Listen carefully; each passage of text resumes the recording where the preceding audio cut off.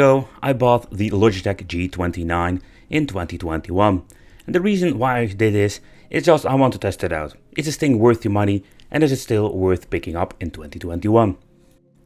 The Driving Force series, I must say, like Logitech in general, I am just a big fan of those, but it doesn't influence my personal opinion.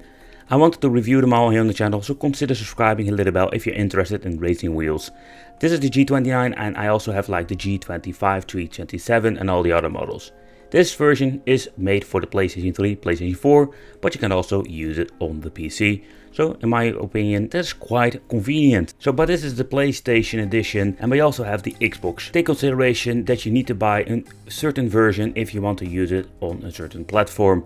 PC will be supported by both wheels. But okay, we're going to take a close look. We're going to do an unboxing on this channel. And I'm also curious what kind of options we're going to get with the racing wheel itself. It has force feedback, but also has an RPM meter. Then we're going to get the nice pedals that also includes a clutch. And also all the controls will be on the racing wheel. Compared with the other models, we didn't have this. So let's take a close look how fun it is to play with the G29. Okay, so what I find quite fascinating is like that the G29 is still for sale, because we can also buy another version like the 920 and the 923. But let's take a close look how they packed it up. To be honest, when I'm buying these things used, I never know like how these bloody things are going to get packed up. Oh boy, it's such a puzzle. But okay, the first thing that we're going to get is a piece of paper that says here how you need to assemble it. Quite a good explanation, but I'll show you in this video what I mean with that. So the first thing that we're going to find on top is the power supply that we're going to need for connecting, of course, for the force feedback. Otherwise, by the way, the wheel doesn't even boot up. Oh, we're going to get a nice commercial form play sheet. And then, of course, some extra paperwork for the racing wheel. I can't get this bloody thing out. Okay, what do I... Oh, I don't want to rip my cardboard. But finally, I got it out. Let's take a close look at the pedals. These things are like freaking gigantic and they are quite heavy. But the first impression, I really like the pedals, the way how it looks. But are they different than the other ones? We're going to find out. Okay, so the last one that we need to unpack is the steering wheel.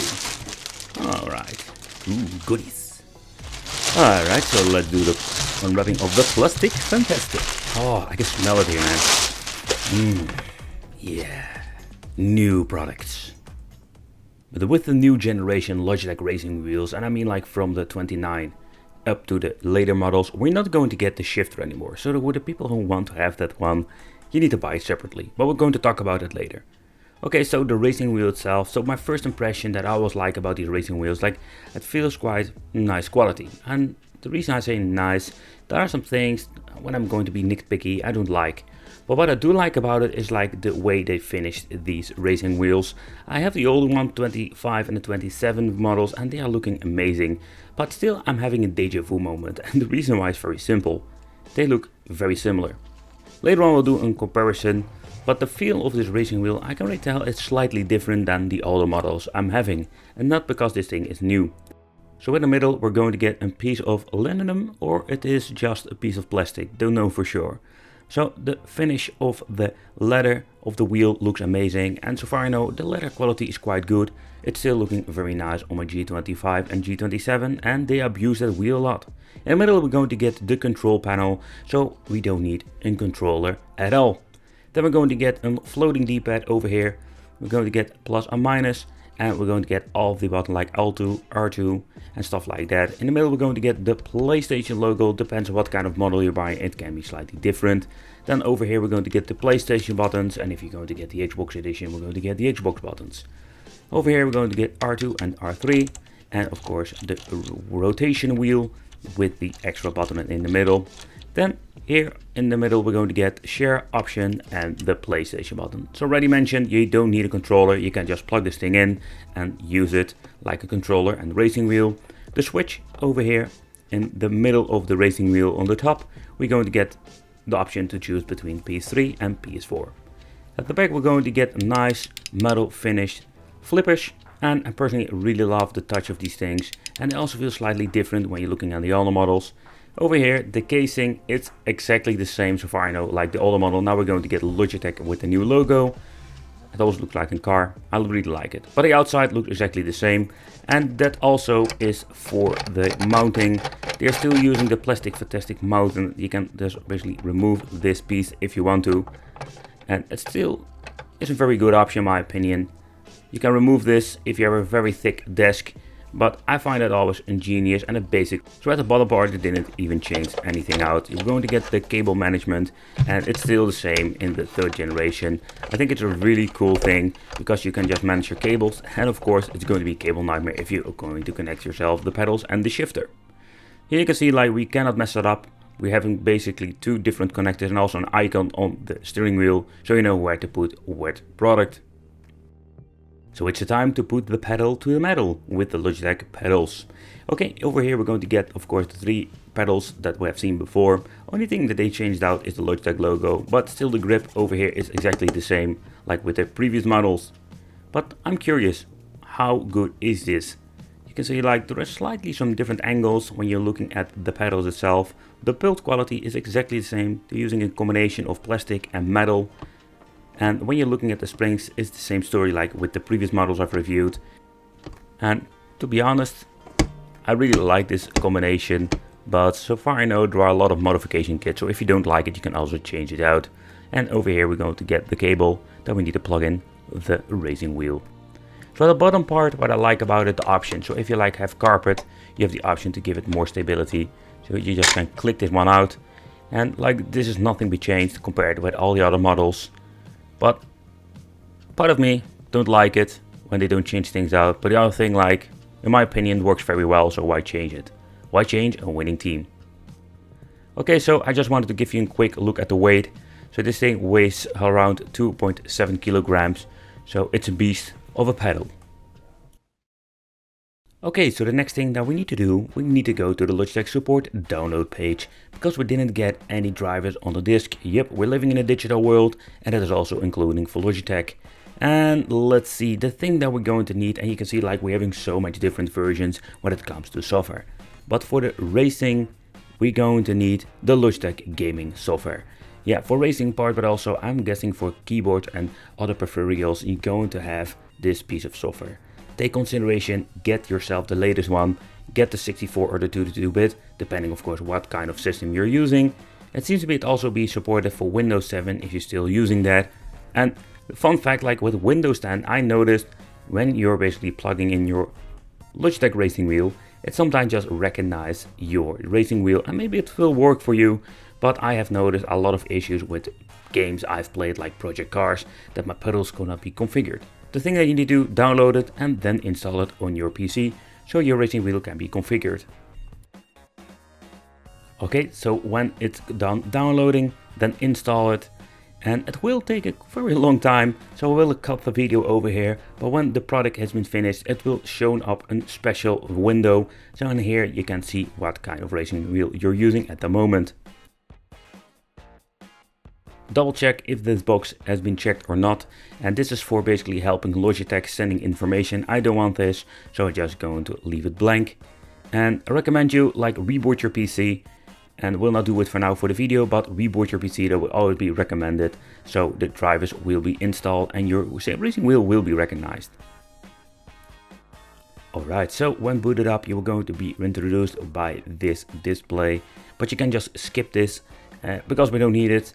And when you're going to skip this, we can just basically get your device configuration screen. It doesn't show anything because I didn't plug it in, but when you plug it in, it will show you your Logitech racing wheel. Okay, so it has been a very long time that I even started playing racing games. I will use in this video Project Cars. I noticed this game has some great support for Logitech wheels, the older ones like the prehistoric one, but also like the latest edition. And I do like this piece of software because it's very convenient and it gives you like a really great experience. But take consideration when you're having a wheel like this, there are so many games that will be not supported because the really old ones doesn't have support for newer wheels. So that's something we need to find out in the future, maybe in top 5 or top 10, which game will be perfect for the racing wheel.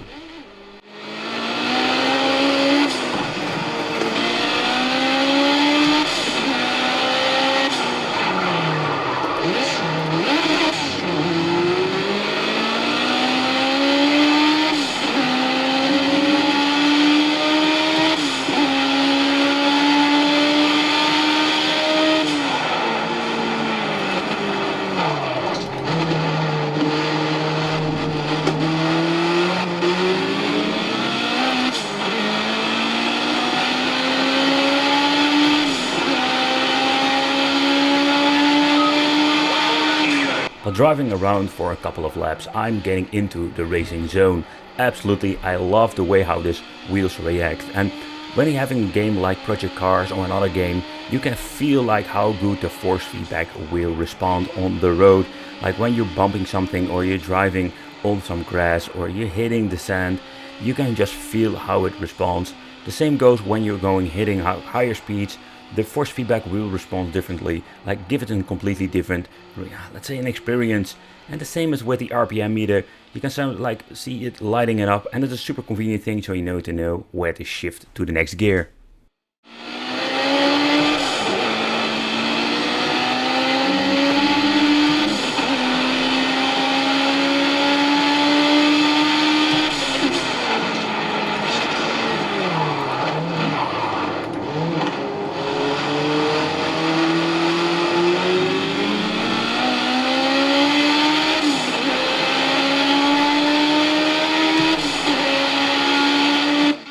Alright, so let's take a close look at the Logitech driving force shifter. Is this thing actually worth picking up? I find it a quite weird marketing that they like selling these things separately. I'm guessing people didn't like it in the beginning and they were more like, hey, do you know what? We're just going to sell it separately and give the option to the customer if they want to have a shifter or not.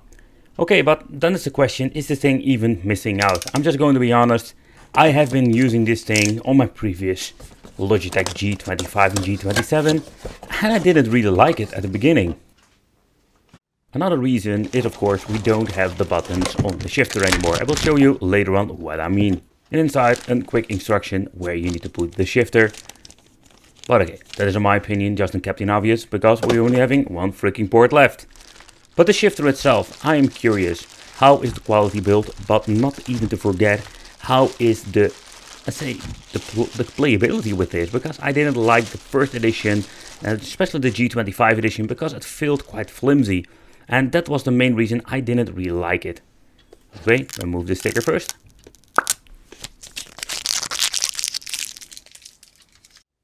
But the Logitech shifter is way slimmer now, and I must say I really like the looks. It's still very lightweighted and it feels a little bit plastic fantastic. And if you're looking very closely to the piece of plastic that's on top of the shifter, it looks kind of cheap. Over here we're going to get the logo from Logitech. It's just a piece of plastic that they put on top of it. It would be more like cool if you're using like in chrome or metal. Okay, so the feel, my first impression, it feels slightly better than the previous models I've reviewed, but I'm referring to the G25 and the G27. Another option they removed from the, I think it was from the G27, that we don't have the shifter, they're only going to shift up and down. So the way you need to mount it is exactly the same like the previous model, and it's basically like the plastic fantastic situation that you're going to get with the racing wheel. Some people like it, but some people really hate it. In the future we'll make more like an extended shifter review, where I'm also going to compare all of the shifter of Logitech.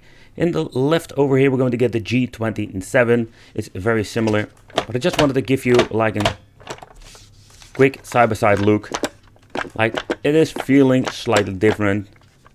And also it sounds completely different. So that makes me wonder like, okay, now we don't have the buttons anymore on the G27 shifter. Personally, I really prefer this, like this new approach that we're going to get all the buttons on the wheel, but that's of course my personal opinion. So if this shifter is something that you need to buy, that is something you need to decide for yourself. I'm just going to be honest, I was quite skeptical because I didn't like the two other models I've reviewed, but this version feels slightly better. So with the previous model I always had like this handicap that I'm putting it in the wrong freaking gear. But with this new model I don't have this issue anymore. It feels slightly better. I feel like having a real gear shifter in my hand. Of course nothing beats a real car shifter, but it's a very big improvement. It's a completely different way to play, and in my opinion the shifters are really cool, but this gives you like a more and better control of your car. Don't mind me, like I was just driving through the grass. But in the end, like I really like it, and it gives me like an even more fun factor when playing with the racing wheel.